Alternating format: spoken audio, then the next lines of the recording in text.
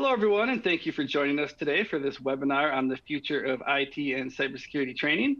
My name is Jeff, and I'll be moderating the session today. Today we have Bret.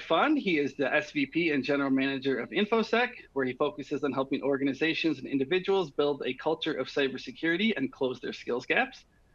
Prior to Infosec, he was the VP of Education at the Flatiron School, overseeing the program development and operations for their consumer and enterprise-facing products. In previous roles, he was the founder and CEO of SecureSet, a forward-thinking immersive education company focused on educating the next generation of cybersecurity professionals. He was also an assistant professor of management and entrepreneurship at the University of Colorado in Boulder and served as the board vice president of Prospect Ridge Academy. Bret obtained a PhD in business administration from Pennsylvania State University and his master's in organizational change from Brigham Young University. We also have Erik Prusch with us. He is the CEO of ISACA. Prior to joining ISACA, he was the CEO at Harlan Clark Holdings Corp., a provider of integrated payment solutions and marketing services. He has also served as the CEO for Outerwall, Lumention, NetMotion, Wireless, Clearwire, and Borland Software Corporation. Additionally, he has been a board member for Real Networks, WASH, Calero Software, and Keynote Systems. Previously in his career, Erik served as the chief financial officer for a number of public companies, such as Idenix and Borland, and for divisions of public companies such as Gateway Computers and PepsiCo. And Erik holds a bachelor degree from Yale University and an MBA from NYU's Stern School of Business. So quite the panel we have today. Really excited to dive into our discussion. Thank you both for joining us. Thank you for having us. So we were going to start off today going over a few industry trends, and then we were just going to have kind of a coffee chat style discussion about ISACA and Infosec and where they see the future of cybersecurity education going. So as always, as we talk here, please put in your questions, and we'll try to pivot this discussion to cover those topics that you all are most interested in. So I'm going to start here with some industry data from cyberseek.org. For those on the call, if you're not familiar, it's definitely a great US cybersecurity job site that I recommend you all check out. Wanted to kick it over to you, Bret, to get us started. I guess from my perspective, I've been in cybersecurity for about 10 years now. Everyone's been talking about the skills gap for about 10 years, but it doesn't seem like it's getting any better. So can you talk us through some of this data here? Yeah, I'd love to. And I've got lots of thoughts here. So Erik and Jeff, feel free to rein me in. But as you can see here from the data on the slide, I think this number is how many openings this year that we have in cybersecurity type roles. And a lot of this comes from just job postings that are out there. And CyberSeek does have an interesting way of looking at geography where these are located and what sort of roles they fall into. But we have been talking about this for about 10 years, and it hasn't really gotten better. And in fact, if you look at the chart on the right, you can kind of see that we're sort of having, the gap is getting wider and wider. It's not getting less. And so 72 out of every 100 sort of jobs that are out there, we actually feel like we have qualified workers to fill those jobs. And so then the question is like, well, how do we get more people interested and ready and qualified to take part in this industry and be able to help us? And a couple quick things that I think about all the time is like, I think about the fact that there's like roughly 15 million high school age people in the United States. And only about 30 to 40% of them will actually go on to complete their degree in a four-year institution, which means a large number of individuals sort of are not traditionally how I think a lot of companies have thought about this space qualified. Now, I think some of that has changed over time, and we've seen a lot more of individuals looking to alternative credentials, right, and certifications as a way to display their knowledge and their willingness to help fill this gap. Even there, though, there's a lot more work that we need to do to close the gap. I mean, if we think about comp sci, students, there's about 65,000 in a year. So clearly they're not filling all of these gaps if we just thought of them. And then they often go on to do a lot of different things. And so how do we help individuals looking to get into this space, looking to get qualified with the skills they need in order to help really chip away at this gap, and where we can have roles that are needed and workers that are ready to fill those roles. And that's where a lot of the work that I've done in my past and I'm doing now focuses on that. And then partnerships with wonderful organizations like ISACA really help us, kind of start to chip away at those things so that there's these validated credentials for people who are trying to get into the space, but may lack some of the formal or informal education to get there. So I'll leave it there. Great. Yeah, I'd love to get your perspective as well, Erik, on the job demand and what it is that you're seeing out there, in the community. Yeah, look, this problem is getting worse. As Bret mentioned, it's not getting any better. We need more talented, engaged people who are trained and who have the necessary credentials in order to fill the gap. We're excited by the partnership that we have with Infosec because we believe that we can make a dent. ISACA, of course, is an organization that was built on our members, which our members span this IT industry. Generally speaking, we've got 175,000 members. But what we do is we build phenomenal products that players like Infosec take forward and train the masses. And combinations like this really equip people to not only have the credentials that are necessary, but frankly, the training necessary to make impact and fill those jobs. But it's not getting any better. The demand on these individuals is only increasing. The proliferation of technology is only getting broader, which means that there's even more need for those skills and those capabilities. So we're excited to be a part of it. At the same time, we understand what our importance is, not only domestically, but globally, and that we got to continue to work hard in order to provide as many opportunities as we possibly can for people.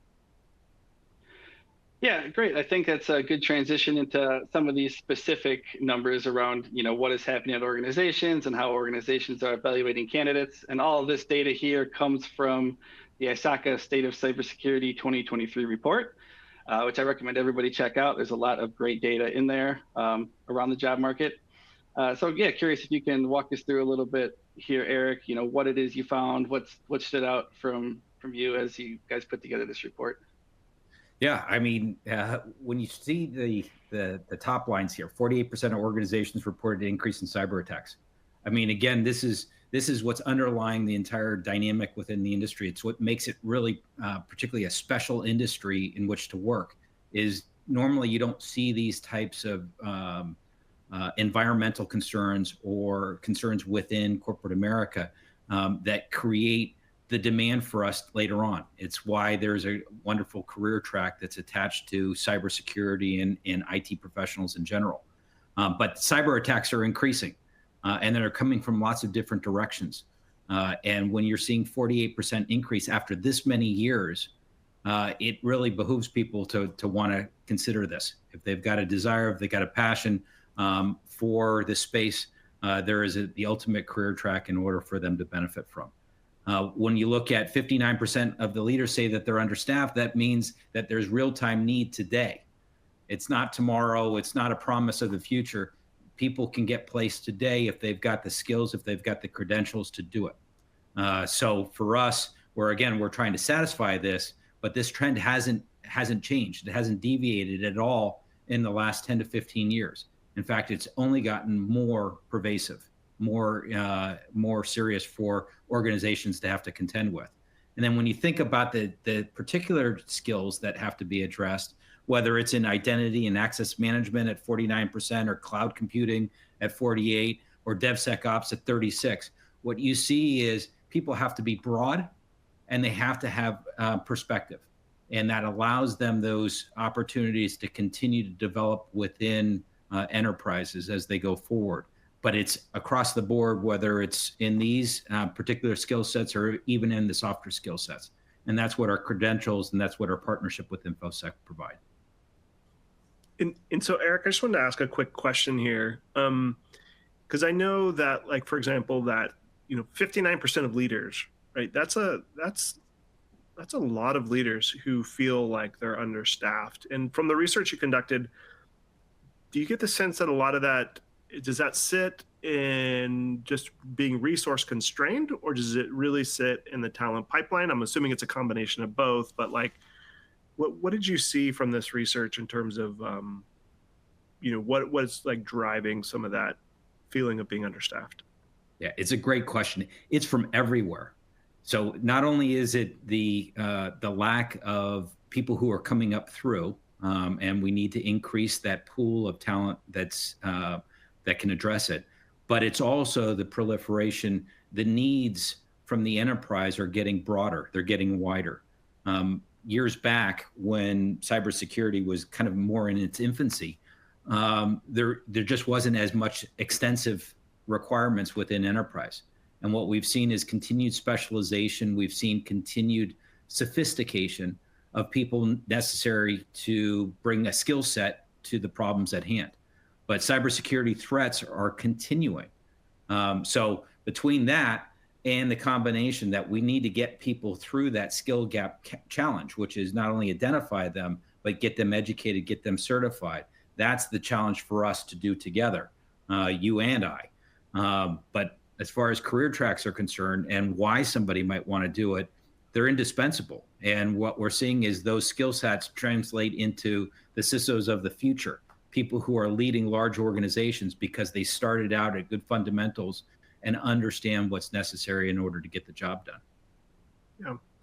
Yeah, I mean, just one quick comment here is, like, I've often thought about this space and how it's not that other industries or career paths don't require lifelong learning, but man, I think particularly in cybersecurity, it is so intense. Like, things change so fast.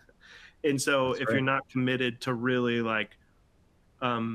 constantly learning, constantly figuring out new ways to think about things or new tools to use in order to get your job done, it's pretty easy to get behind. And so like that in and of itself creates, I think, some of this pressure on this skills gap as well. Yeah. Throw out another stat, 87% of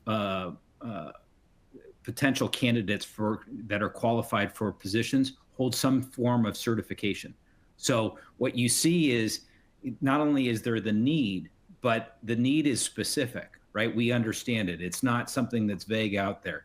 Individuals who get certified and put the effort to go get certified and trained are those individuals who ultimately succeed within the organization and fill that gap.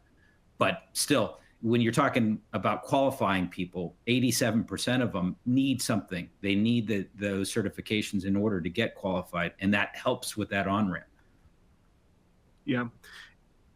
I think, especially from the employer perspective, those certifications provide a signal of capability and dedication as part of their craft. And so I think that's why, like you've been talking about, and we've been talking about, like, the partnership is so important together to make sure that there are these validated credentials out there so that individuals and companies can put a lot of faith in the person they're bringing on. They're investing in those people to come strengthen their company and strengthen their team. And like you said, 87% of that, they need that certification as a way to say, I know what I'm doing, and here's, you can trust me on this.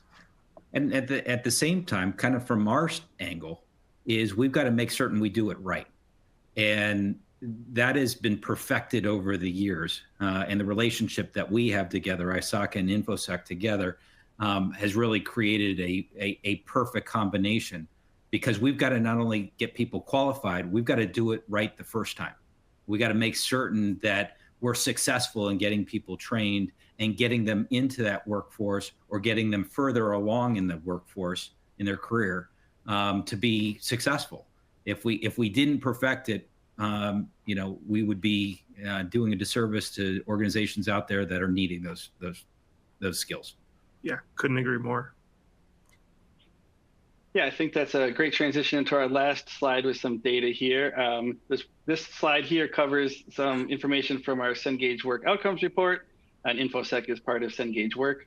So Bret, could you highlight some of the data that we found in our own research? Yeah, for sure. I mean, I think as we look at like 92% of cybersecurity learners who sat for their exams passed their exam, speaks to a lot of what Erik was talking about there. I think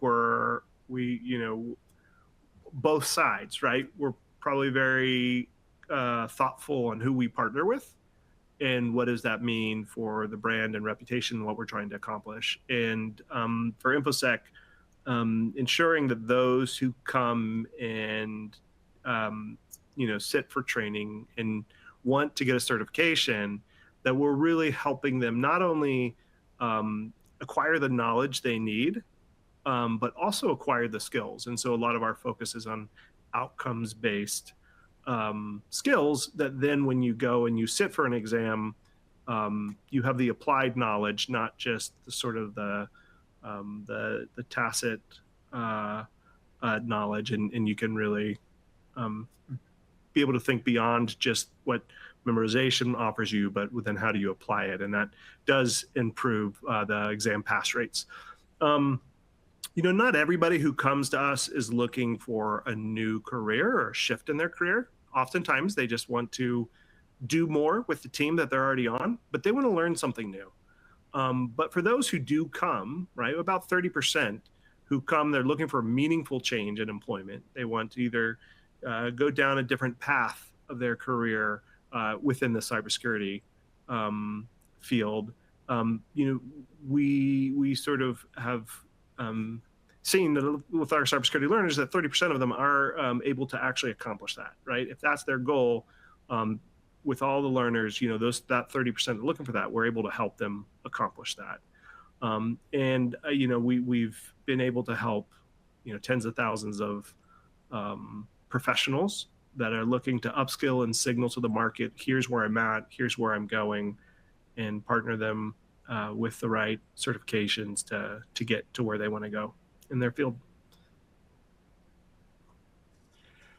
Great. I think now we should dive into our discussion here and talk. I think it probably makes sense to start talking a little bit about the Infosec and ISACA partnership.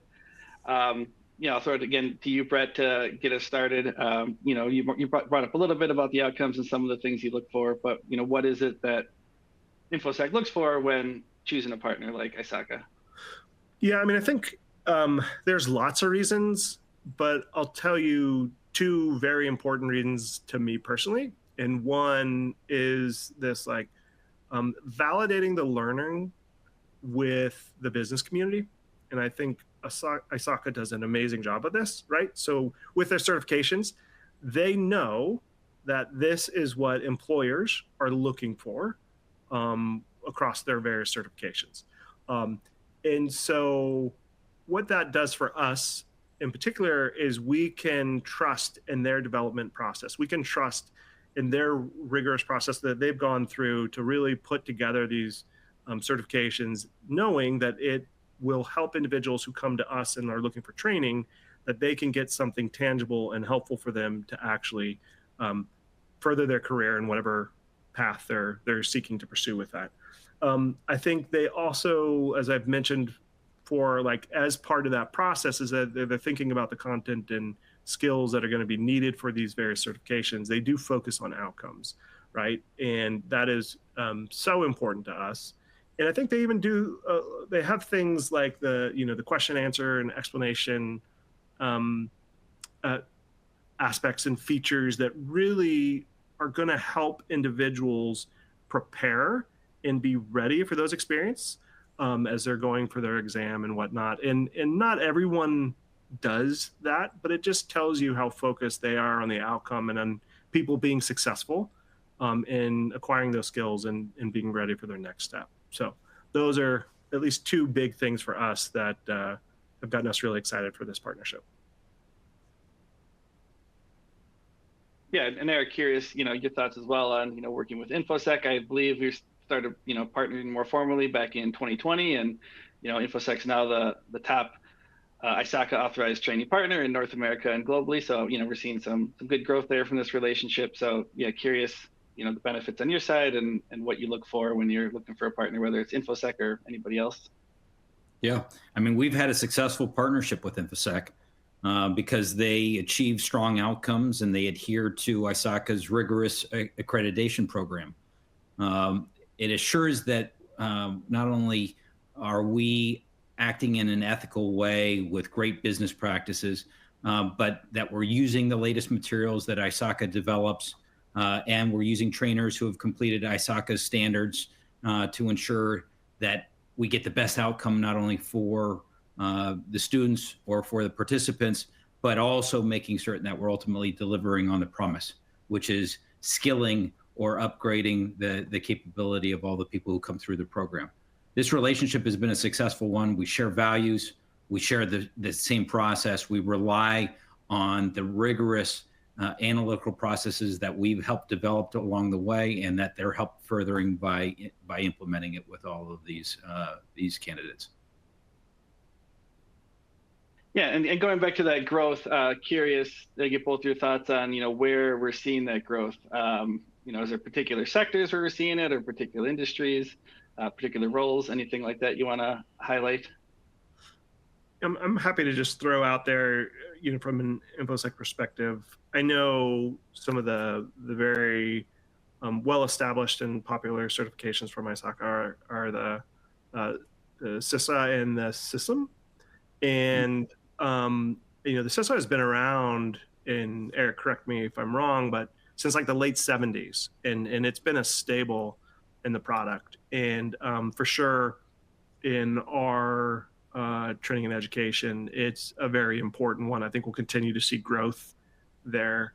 CISM is interesting because it's more recent, right, in the last 20 years or so. But there seems to be just a tremendous amount of growth there.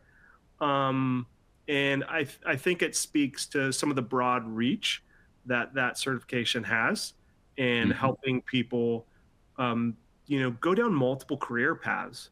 And it signals that they are a security person and they're there to learn and to grow. And that can happen in a lot of different ways. So I don't know, Erik, what your thoughts are. Yeah, I mean, those, you're pointing to two of the key ones for us, and they continue to evolve. We spend millions of dollars updating these products. We know that we need to stay relevant in the marketplace, meaning we need to be able to handle all of the needs of the individuals when they're exercising their skills within an enterprise. That means we have to stay current. In everything that we do, we have to make certain that we're relevant, and we might have to make certain that they can do their jobs perfectly going forward. As you pointed out, CISA is a foundational product.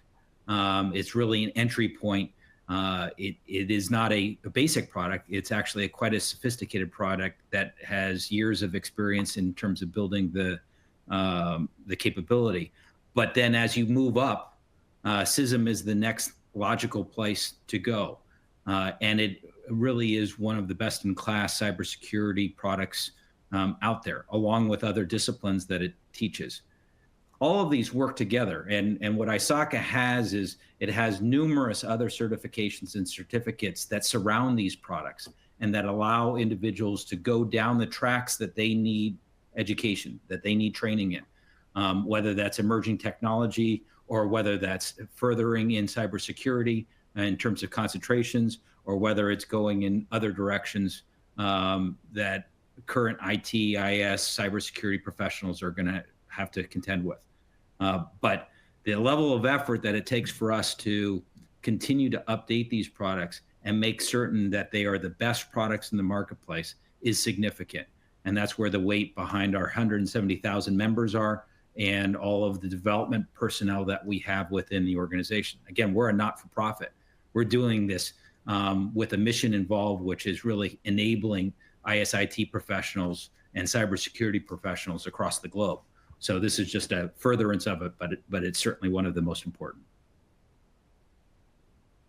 Yeah, and one area of growth I think might be worth pointing out to those on the call is particularly like the public sector. I know a lot of the ISACA certifications, are DoD approved as well, and I know that's a big area within InfoSec as well. So I don't know if you want to comment at all on that, Bret, or if anything to add about the public sector growth that we see. No, I mean, what I would say there is like, even with some of the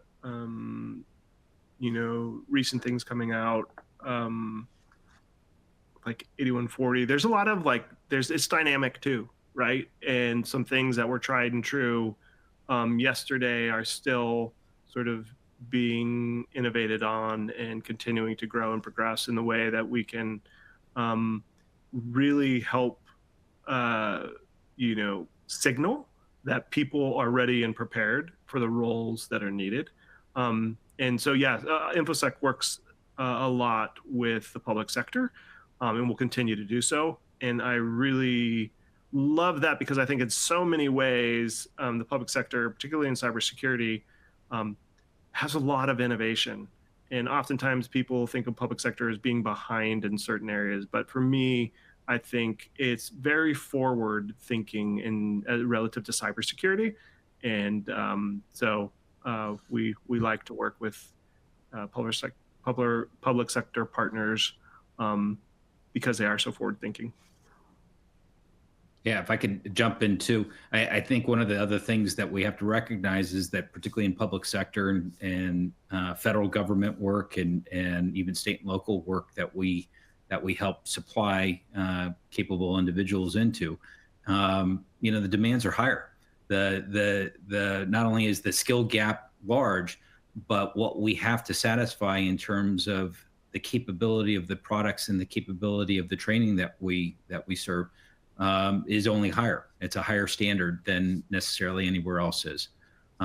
So while it's a high growth opportunity for us, we see growth elsewhere too. And I know InfoSec is as well in terms of financial services. And, I'm sure you're probably seeing the same type of growth in healthcare and other verticals as well.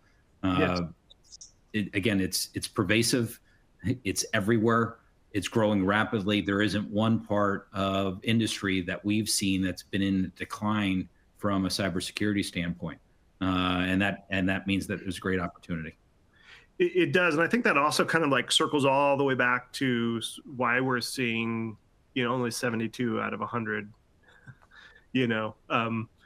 people able to fill the position and that gap growing is because as more and more industries recognize the need for shoring up their cybersecurity posture and so on, there's this need and greater demand for jobs, and then, finding the talent to fill those jobs is becoming increasingly harder. So, yeah.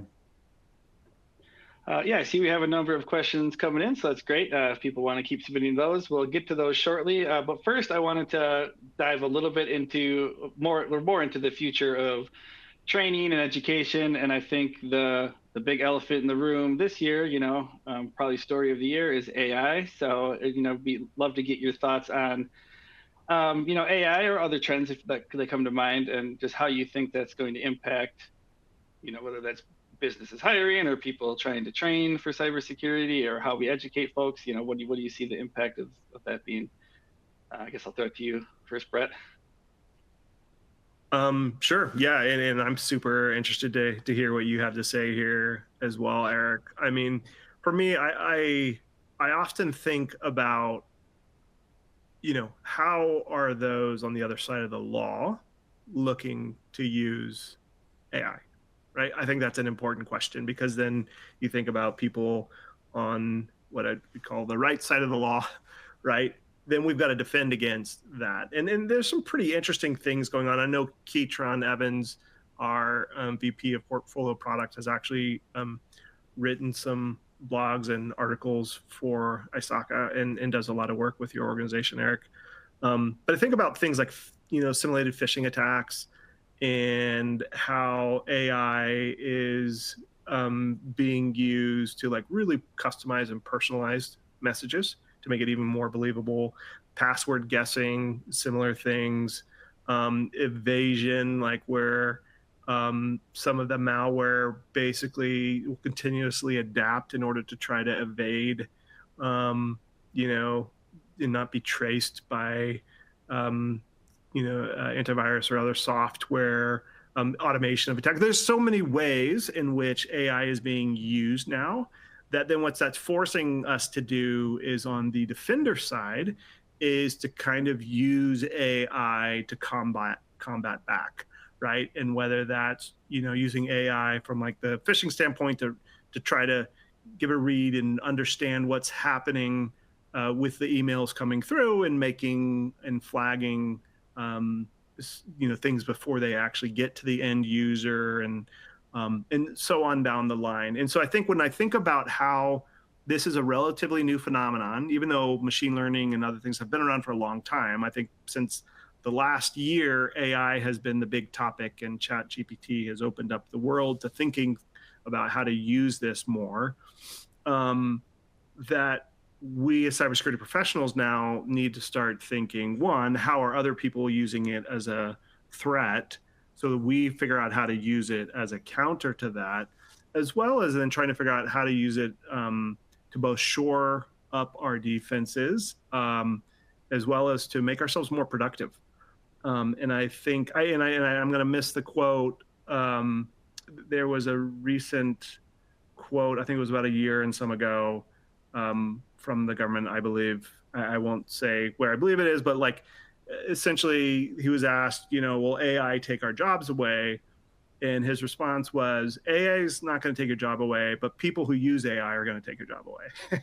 And I think that's very relevant for what we're doing as we think about this validated learning, think about how AI now plays into our future and our work. It's so important for us to start experimenting, playing around, and keeping up to date with what's happening in the industry, particularly as it relates to cybersecurity. So, Erik, sorry that was long-winded, but love to hear your thoughts. Really well said. We definitely look at it in similar vein. The only thing is I'm probably more on the edge of, I see this as an expansion of roles within enterprise more than a contraction of roles within enterprise.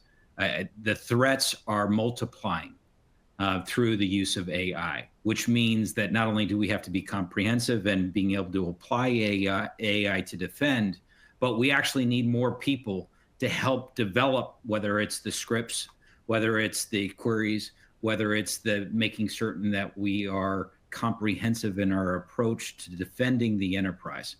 So it's interesting when people have brought this up to me in the past, and they've said, well, jobs are going to go away.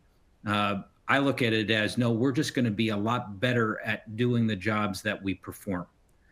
So instead of sampling, 10 instances out of 100 to see whether or not we're covering well, we're gonna actually do 100% testing in everything that we do, because we're going to realize the vulnerability of the single instance coming through is catastrophic for the enterprise. So my belief is that AI is going to actually springboard our profession even faster. It's going to create more opportunities. They're going to be more sophisticated opportunities because people are going to, again, have to understand the technology at its most fundamental place. They're going to have to understand how it works and how people are engaging with it within the enterprise. I'll comment one more point, which is with AI, we're seeing different penetrations of our firewall than we've seen in the past. Normally, we've seen those penetrations through authorized sources, and we've kind of cordoned it off in terms of applications that are coming into the enterprise. Now they're going out with data, and sometimes the AI isn't hosted within the firewall. Sometimes the AI is hosted outside of the firewall. That represents a threat for us. And we've got to make certain that we understand every aspect of it, what's touching it, how is it being responded to, and that there are controls put in place. So to me, this is a springboard. This is an event that doesn't occur that frequently. We see kind of new technology coming that changes our world pretty substantially every 10 years or so. They seem to be getting faster, not slower, but AI is one of those events. AI is going to change everything that we do, and we're going to need to make certain that the entire universe of cybersecurity professionals are well equipped in order to take it to the next generation. Yep. And I think just one more comment from my end too is I think that, at InfoSec, I know we think a lot about how do we integrate AI into the way that people learn too. Not only is it understanding sort of the threat landscape, what's happening there and how to defend against it, it's also how do we use this as a tool to meet people where they're at and give them the content, understanding, labs experience, other things that they need to really progress. And AI has provided a way for that to happen, unlike anything that I have seen in the past. I think as an educator, we've always talked about, meeting a student where they're at. And it's been really difficult to do that. You do a battery of assessments, you do all these things as a way to try to get there. But then you've got to come up with custom curriculum paths, which is very onerous and all those things. AI starts to unlock that for us in a way that, at least, like I said, for myself, I have not seen in the past. And so it's not only a tool on the cybersecurity side and how it's both being used for good and bad, but it's also a tool on the learning side of helping people drill down quicker, faster, and becoming more skilled in their craft through the use of this technology. You're right. It's not only the delivery of the training, but from our standpoint, it's also how we're creating the actual certifications themselves, because people consume differently, right? They learn differently, as you're pointing out, and both things have to follow one another. I'm hoping our partnership and our continued evolution ourselves as two great organizations continue to drive that customization and allow us to be even more successful than we've been in the past. But if we're matching both how students are training with how the product that we're certifying or the body of knowledge is created, and making certain that it's not only contemporary again, but that it's relevant and that it's exactly in the form that they can consume it, then all of a sudden I think we're going to hopefully make better progress against the gap. I'm not confident that we're going to satisfy the gap at this point, but hopefully we'll get a little bit better at it. And certainly with the evolution of the pay scale of what's going on in this industry, I mean, there's a lot of very high paying jobs that are out there waiting for individuals who are able to do that. Yeah, couldn't agree more. And what I worry about is, like, what if we weren't here? That's where it comes to an end. Yeah. So. All right, we have about 20 minutes left, so I think we can use the rest of the time for some questions and just other discussion points that come up. One question for myself I wanted to ask you both about AI is, a lot of the podcasts I've been listening to and discussion around AI is around entry-level jobs. I think in a lot of other fields, the concern being that AI can, potentially, help do some of that low-hanging fruit, which is great, frees up, those more seasoned professionals, to do more of those advanced tasks. But I wonder if you see that impacting that pipeline then, with, I heard people talking about that in other industries where, if there's fewer maybe entry-level positions to do some of that grunt work and, get into the system, as we saw on the first slide, is already this incredible problem with the cybersecurity skills gap. So curious your thoughts on, if you see AI, impacting entry level, or just any other, thoughts on that. I mean, are you asking about like the number of roles available? Like if certain entry-level roles will go away because of AI? Yeah, and how that's going to evolve. I'm thinking, I've heard people in the past, we actually have a number of comments or questions about getting started in cybersecurity. And I've heard people describe the cybersecurity funnel is more of like an onion, right? And not rather than a funnel, there's not as many entry-level jobs. So I was, just thinking earlier today, I wonder if, obviously a lot of good things about AI, but one potential current concern is, that funnel getting even smaller because there's less people kind of coming in at the top, if that makes sense. Yeah. Erik, I'm happy to start, or you can.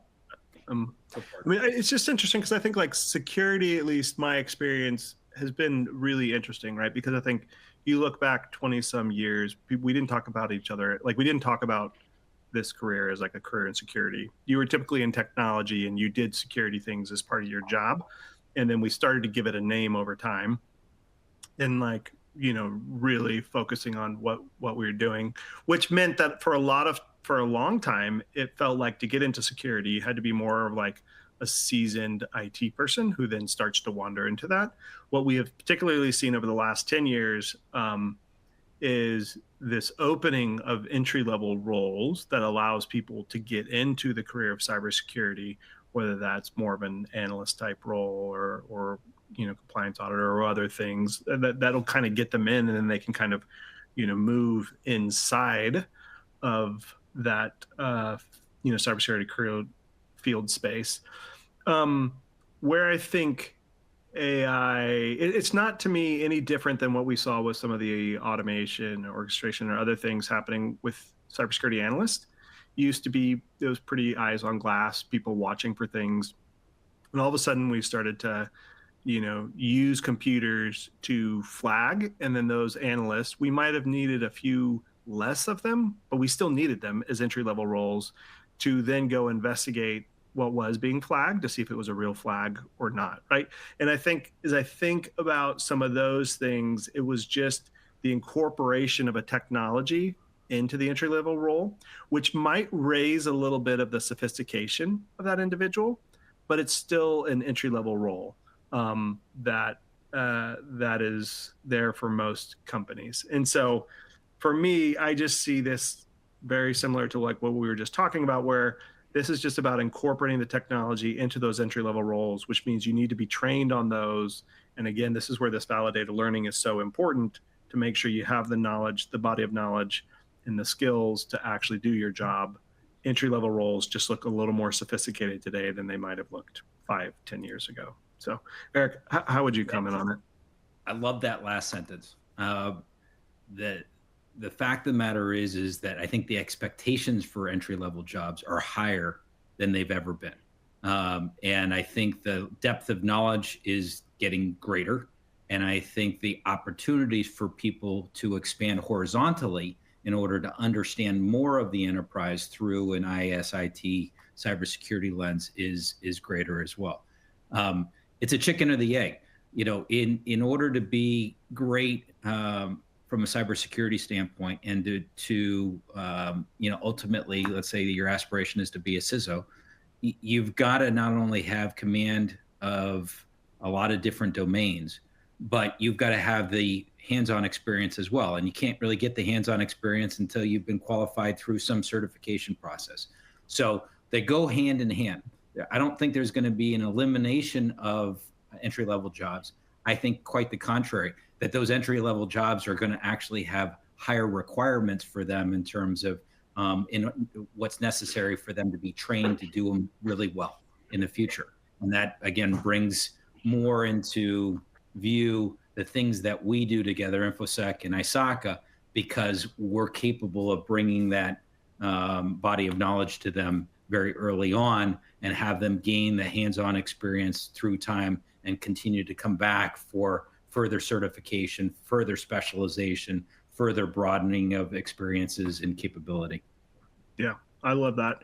And I think, like, I've heard Keytron, who I'd mentioned before, talk a lot about AI will also help people like move more rapidly through their career path if they're willing to leverage that technology. And so whereas in the past it may have been a little bit longer to understand and acquire knowledge and to figure out how to do that, but now with some of the innovations that AI brings in learning, I think it'll actually help people, you know, move a little faster if that's something that they're looking to do. It's certainly helping them find the answer to problems that they face within their jobs faster as well. I mean, it's incredible the speed at which they're able to isolate what the problem is and develop a solution within the enterprise. And AI is instrumental on that efficiency of getting somebody to those answers and getting them trained or educated. I see that continuing, you know, at a hyper speed. Yeah, I love that. Yeah, following up on the experience question, we have a question here from Alina, who basically brought up that same point. Most job openings are asking for experience, which makes it hard for people to move into cybersecurity from other career paths. So she's asking, how can one get experience? I did just want to mention, bringing up Keytron again, he actually gave a presentation at the ISACA Digital Trust Conference back in May, really talking about how you can get that experience, using AI tools like sort of ChatGPT to, walk you through Wireshark and different tools like that, as well as obviously we have like our InfoSec skills platform where you can jump into cyber ranges and labs and things.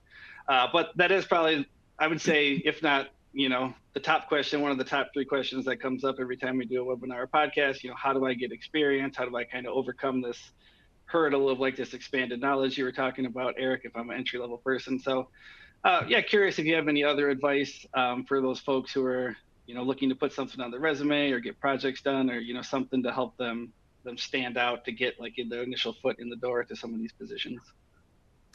Yeah, I'll jump in on this. I encourage everybody not only to gain the necessary knowledge, but take that to the next level, which is to get to certifications that require some hands-on experience work or that can give them that hands-on experience itself. So some of the lab work, for instance, that we have gives people experience, gives them tools in order to go get further experience in the workforce. So I encourage them to think about their careers and help define what they need when they need it. At the same time, what ISACA does a little bit differently is, as a not-for-profit, as a mission-driven organization, we've got 170,000 members. And one of the key things that we try and offer along the way is a lot of networking opportunities, which also are career opportunities for individuals. So as you are getting trained with InfoSec and getting certified with us, what ends up happening is people come into our membership and they learn what those career tracks need to look like, and they learn how to apply it. We offer help in terms of identifying jobs. We help offer networking experiences as well. So it kind of keeps going back and forth between learning, training, as well as actual on-the-job experience. So it's a great organization from that perspective. Yeah, I agree. I think the only other thing I'd add here is, I think through, like, to date myself, late 90s, like with, just playing around with this and messing around with it, like our access to knowledge today is just incredible, light years ahead of what was there. So anybody interested in getting into the space, getting some of that experience, like particularly in this field, to be here and to last, you're going to have to create this sort of learning lab and environment for yourself. And there's just a lot of free education out there. There's a lot of open source resources where you can try your hand and do a number of things. And then I think when you think about how like ISACA and InfoSec come together, is people recognize that on their journey, sometimes they need very clear and very sort of like defined educational interventions. And that's more of looking for a stepwise change, right? Mm-hmm. We can do a lot of things where we're just learning about things here or there. And as a cybersecurity professional, you're always doing that. But when you recognize you need a stepwise change, that's where our organizations coming together can provide the environment for that change to happen. So I think that's, one way is thinking about what you need right now. Is it just getting a little more knowledge and skills and practicing, or do you need a stepwise change? And that may look different depending on what you're seeking or needing. Exactly. Yeah, we have a number of questions in here as well about certifications. Some people talking about certifications for entry level or training. A lot of people looking, I guess, to break in or shift in career path. So I guess one thing that I would share is we do have our InfoSec skills platform. I think if you're entry level, like boot camps and certifications are obviously great, and I'd be curious to get both your thoughts. But in my view, I view them more as like major career stepping stones. If you're unsure of what you want to do and you want to just explore, I think a platform like our content library, like an InfoSec skills, is great because there's 1,400 courses. You can go down the auditor path, decide you don't like it, change it, go down the incident response path, without necessarily investing all that money in a specific career goal. So I definitely encourage, if you're entry level, to check out whether it's the InfoSec skills platform or another platform where you can, explore all those sort of entry level jobs and get your bearings there. But wanted to, make sure we cover the ISACA certifications, or, for all these people who are asking, what certification should they take? Is CISA going to be enough to land a job? Those kind of questions. So anything you want to share about ISACA certifications and, where they fit into the career? Are they more mid-level certifications? Are there any entry-level options? What jobs do they support? Things like that. Yeah, I mean, we have both certificates and certifications. And normally there's a little bit more requirements around certifications, particularly as you go up in certifications in terms of into risk, governance, cybersecurity, furthering your profession.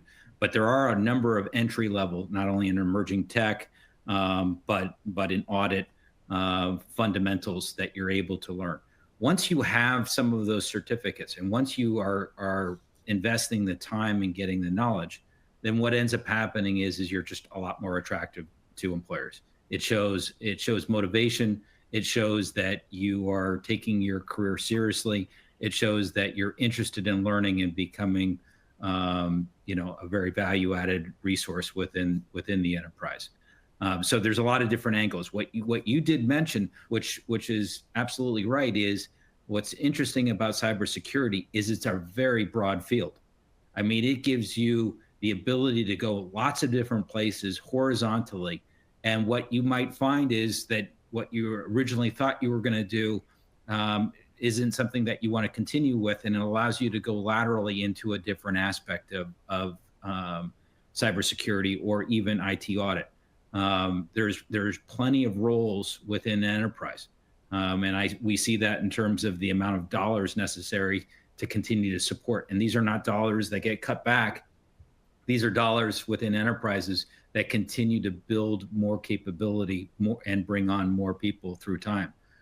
So I encourage you to go to ISACA.org because there's a wealth of knowledge there in terms of understanding what you might need. And then again, with our partnership with InfoSec, it's a great opportunity for you to learn once you figure out something that's of interest to you.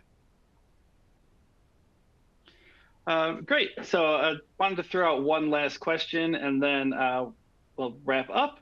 So last question, I guess just to maybe bring it all together, summarize all these various talking points, for those in the audience, whether you're a business leader or, trying to upskill your team, or whether you're an individual looking at, where your future is going to be in a couple of years, anything you want to leave folks with, what should they be doing now to prepare for the future? Just any kind of general advice, whether it's for organizations or for individuals. Yeah, I mean, I'm happy to start, if that's okay. Erik, I mean, I think people are here listening to these conversations because they're already have a lot of sort of faith in these people, right? I mean, they're already broadening their mind, expanding the way they're thinking about things, listening to others, and we are all one big community. We need to learn from each other, and I think that's going to make us more effective at our craft and allow us to make greater gains against the attacks and other things that we face.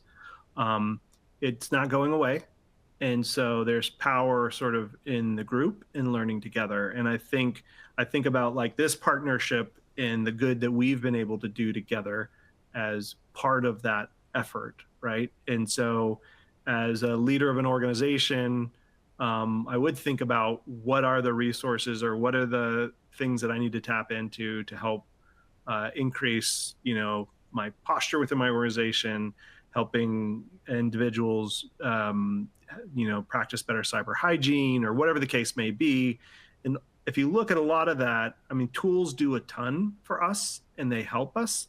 But at the end of the day, we're all humans in an organization working, and education is critical and foundational for really protecting ourselves and the IP and other things that we manage and protect in an organization. So I would not shortchange education and its role in causing the change that we expect to see in both people at an individual level, as well as security from an organizational level. Yep. And just adding on, there's a big investment. And what you want to do is you want to make certain you're betting on the right providers that are going to help train you the right way with the right information.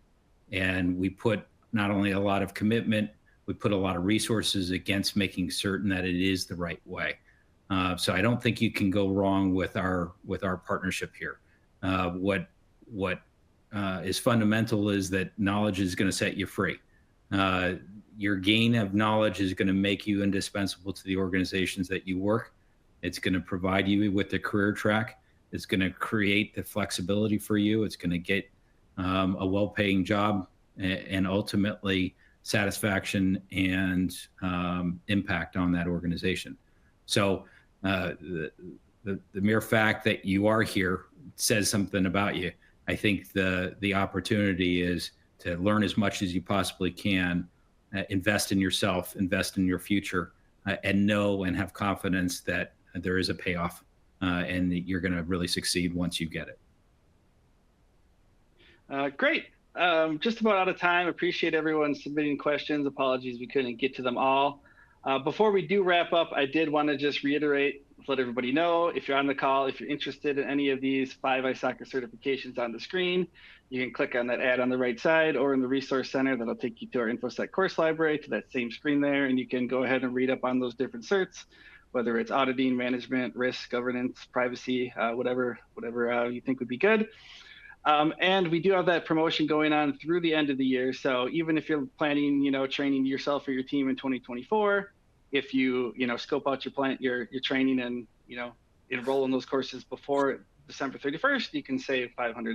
So encourage you to check that out. If you're planning on getting any ISACA certifications, might as well do it now, right? Lock in that price. So with that, we will go ahead and wrap up.